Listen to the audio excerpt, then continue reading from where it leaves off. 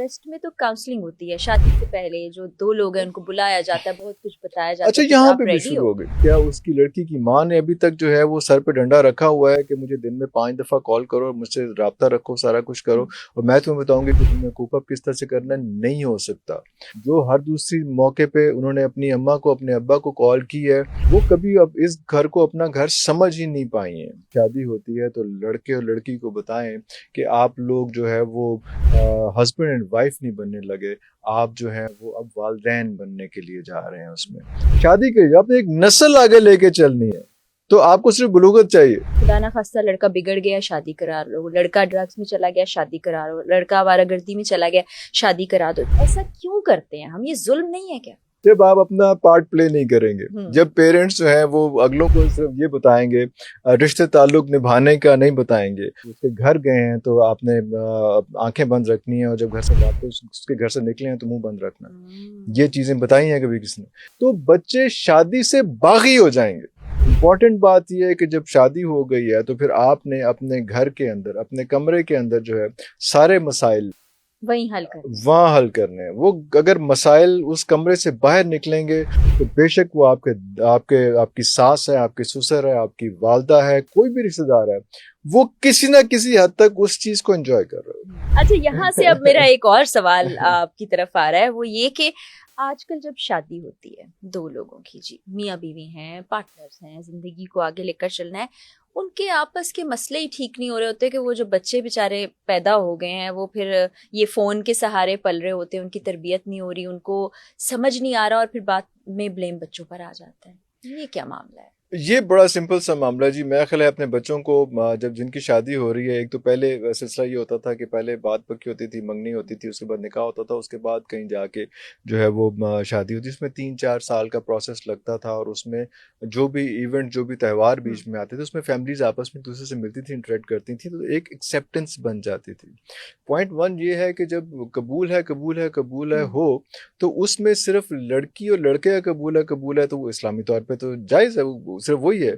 लेकिन दोनों खानदानों का भी कबूल है आपस का जो है वो होना चाहिए। अगर वो आपस में कूप अप नहीं कर रहे तो ये एक प्रॉब्लम आती है। दूसरी बात ये है कि लड़की का अपने पेरेंट्स के साथ कनेक्शन कितना है।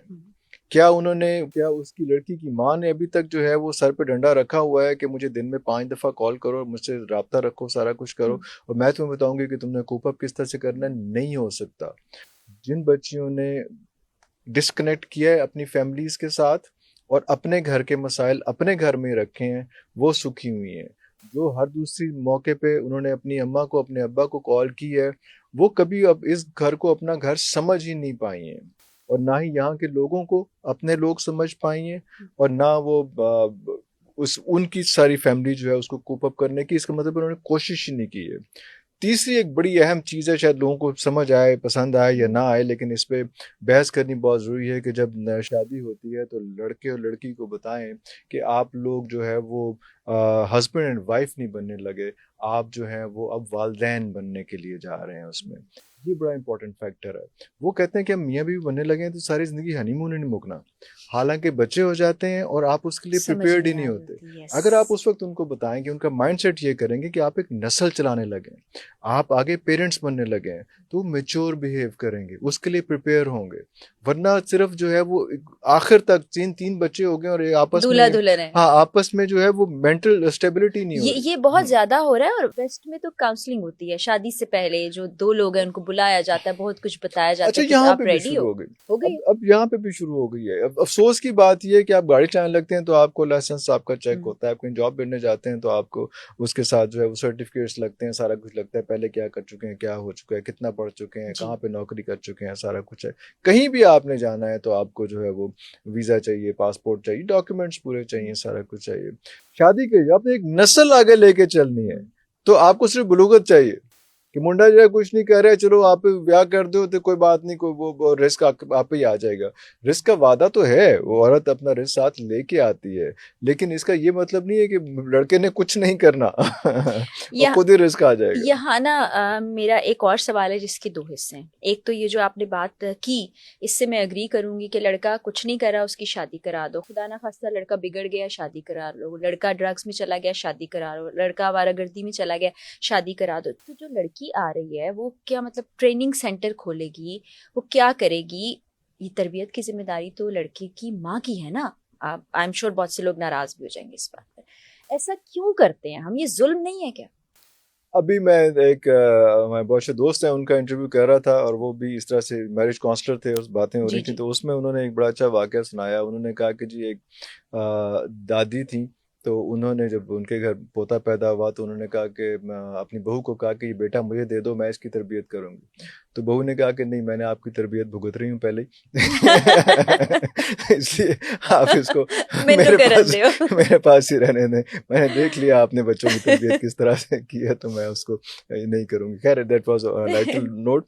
لیکن وہ جب آپ اپنا پارٹ پلے نہیں کریں گے, جب پیرنٹس جو ہیں وہ اگلوں کو صرف یہ بتائیں گے, رشتے تعلق نبھانے کا نہیں بتائیں گے, اور صرف منی منٹنگ کا بتائیں گے کہ تمہارے پاس بڑی گاڑی ہونی چاہیے, تمہارا بڑا بنگلہ ہونا چاہیے, بڑے شیشے والا فون ہونا چاہیے, یہ ساری چیزیں ہونی چاہیے, اور رشتہ داری نبھانے کا نہیں کریں گے کہ اپنے رشتہ دار جب گھر آتے ہیں تو ان کے ساتھ کیسے بیہیو کرنا ہے, جب آپ نے ان کے گھر جانا ہے تو کیسے بیہیو کرنا ہے. کیا کبھی کسی نے بتایا ہے کہ یہ ایک سنت ہے کہ جب آپ کسی کے گھر جاتے ہیں تو وہاں سے جب واپس نکلتے ہیں تو آپ نے جب اس کے گھر گئے ہیں تو آپ نے آنکھیں بند رکھنی ہیں, اور جب گھر سے واپس اس کے گھر سے نکلے ہیں تو منہ بند رکھنا ہے. یہ چیزیں بتائی ہیں کبھی کسی نے؟ جب آپ اپنے اہم بات ہے. ہاں, جب آپ اپنے گھر کے اندر بیٹھ کے اپنی خالہ کے یا اپنی پھوپھی کے یا اپنی تائی کے اور ان لوگوں کی بیچنگ کریں گے کہ یار ہم جا تو رہے ہیں گھر, لیکن وہ ایسے کرتی ہے, اس کا بچہ ایسے کرتا ہے, یہ کرتا ہے, تو وہ آگے وہ کیا سیکھ رہا ہوگا؟ جب آپ میاں بیوی آپس میں کمرے کے اندر جھگڑا نہیں کریں گے, جھگڑا باہر کریں گے اور شاؤٹ کریں گے اور سب لوگ سنیں گے ان باتوں کو, بچے چپ کرا رہے ہوں گے کہ ہاں مت کرو, تو بچے شادی سے باغی ہو جائیں گے. وہ کہیں گے کہ اگر یہ شادی یہ چیز ہوتی ہے تو پھر نہیں کرنی. آج کل بڑی ایک روایت چلی ہوئی ہے کہ جناب جوائنٹ فیملی نہیں کرنی ہے, جوائنٹ فیملی کی بجائے آپ نے سیپریٹ رہنا ہے. خواتین کا ایک بڑا یہ ایشو ہے, تو ان کو یہ یاد رکھنا چاہیے کہ جوائنٹ فیملی میں مرد جو ہے نا وہ آپ کو اونچا نہیں ڈانٹے گا, اس کو اس کے گھر والوں کی فکر ہوگی. میری دادی سن لیں گی, ماں سن لیں گی. کتنا اچھا پہلو ہے. ہاں, اور جب آپ باہر ہوں گے, جب آپ اکیلے ہوں گے تو مرد کو کوئی روک سکے گا ڈانٹنے سے, تو پھر اس کی آواز اونچی سے اونچی ہوتی جائے گی. یہ ساری چیزیں دیکھنی ہے. جوائنٹ فیملی میں کوئی نہ کوئی آپ کو بچانے والا ہوگا, لاکھ اس کے اپنے ڈی میرٹ صحیح, لیکن کوئی نہ کوئی آپ کو بچانے والا ہوگا, کوئی نہ کوئی آپ کی کاؤنسلنگ کرنے والا ہوگا, کوئی نہ کوئی آپ لوگوں کو اکٹھا بٹھانے والا ہوگا. ادھر کوئی نہیں ہوگا. امپورٹنٹ بات یہ ہے کہ جب شادی ہو گئی ہے تو پھر آپ نے اپنے گھر کے اندر, اپنے کمرے کے اندر جو ہے سارے مسائل وہاں حل کرنے ہیں. وہ اگر مسائل اس کمرے سے باہر نکلیں گے تو بے شک وہ آپ کی ساس ہے, آپ کی سسر ہے, آپ کی والدہ ہے, کوئی بھی رشتہ دار ہے, وہ کسی نہ کسی حد تک اس چیز کو انجوائے کر رہے ہیں.